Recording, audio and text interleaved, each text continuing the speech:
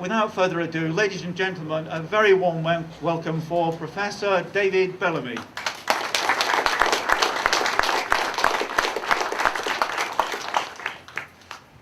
It's a very, very special moment for me because I know that we all have to be able to touch history.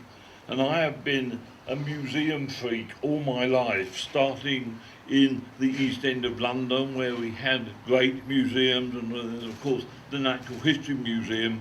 And I remember after bad blitzes getting on our bikes and cycling up to make sure that it hadn't been knocked down. And I first came here, I'd read Swallows and Amazons, and reading that and reading the rest of his books made David Belamy actually what I think I am, or I would like to be. And I came and saw another world. Well, it really was just changing in those days. I'm talking about, and you could still touch the history of the past of the whole of Lakeland.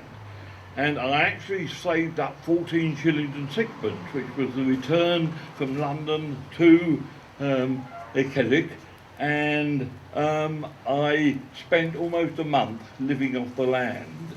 The main things we ate in those were hedgehogs, which had been whooshed by the motor cars that went past, and lots and lots of stinging nettles, and also beetroots, because everyone around here was growing beetroots in those days, and we stole them, terrible from the thing. And it was a wonderful experience to read that book and see how, not all that long ago, children could come and have wonderful experiences in the countryside, in total safety and no problems whatsoever. And I'm getting far, far too tied up in this. But that led me on to be, I think, one of the most lucky people in the world. I've never actually done a day's work in my life. When I got my job at the universities were wonderful, cuddly places. We didn't have syllabuses. And I just got up every day and talked to some of the brightest kids coming through natural history. And then I spent my winters and things, my summers with the students out in the field.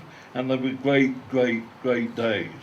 But we come back to the fact that we have to touch history. And here I am. I've got my arm around history. And a new phase is coming along. And I'm glad we still have all those stuffed animals back in there. They were museums, those wonderful, wonderful stuffed birds and things. Because, we can't, unless we can see these things and understand them and understand how the whole thing works again. And one of the great privileges I have is the patron of all the gamekeepers, and much of the fishing in Britain. I do not shoot myself, or I've shot myself many times, but I do not shoot or fish. But I've just come back down from Scotland, where 20 years, and we've got AFID now, that's Angling for Youth Development. And we're getting lots and lots of the youngsters with qualifications in gamekeeping, gillying, riparian management. And these kids who didn't want to do double maths and things like that at school are now out there in the field and touching natural history. And when you think a 6-year child in Britain has now already spent 1 year of their life watching television, and then you've got this amazing university of the open air here. So we come back to why we're here and why it's so important.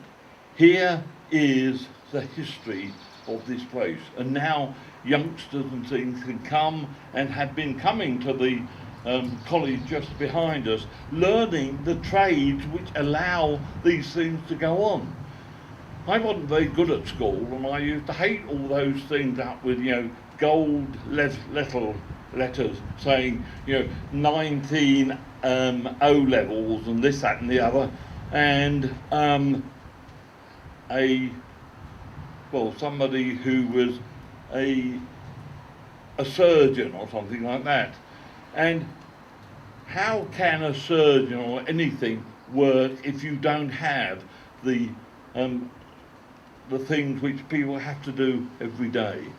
And I would love to see all those things up in gold letters. See, we don't celebrate anything anymore. We do today, but where is the good news?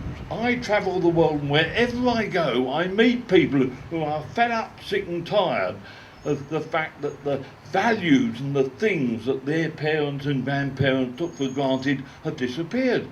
And they know big Parliament can't do anything about it, and they're getting it. And they are beginning to stitch their bit of the world back into more biodiverse and more hence more sustainable thing. And it's happening. Thousands and thousands and thousands of people are turning around saying we have got to touch history and learn from history, whether it be people-made or natural history, and put these things into good report. And that's exactly what this link between the college and the museum is going to be. And I hope you get that money.